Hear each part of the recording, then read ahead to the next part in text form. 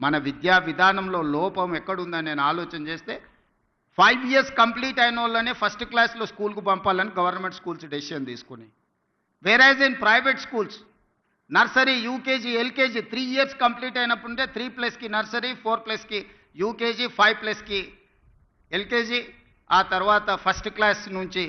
So ఇనీషియల్గానే తల్లిదండ్రులు వాళ్ళ పిల్లల్ని ప్రైవేట్ స్కూల్కి పంపించిన తర్వాత ఫస్ట్ క్లాస్కి మళ్ళీ తీసుకొచ్చి గవర్నమెంట్ స్కూల్లో చేర్పించే విధానమే మనం మొత్తం దెబ్బతినిపోయినాము.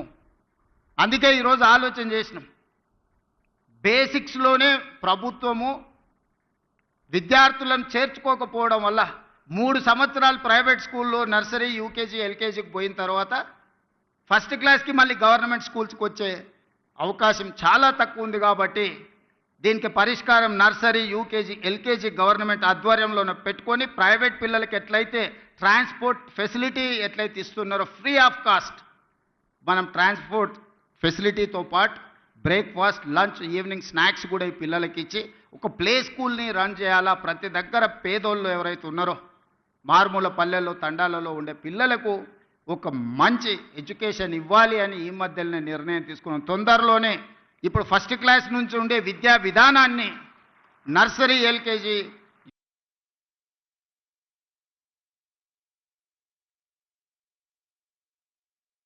యూకేజీ వీటన్నిటిని కూడా ఒక కంపోజిషన్ కింద తీసుకొని ఈ ప్రీ స్కూల్ని కూడా ఈరోజు మనం గవర్నమెంట్లో ప్రారంభించుకోవాలనుకుంటున్నాం.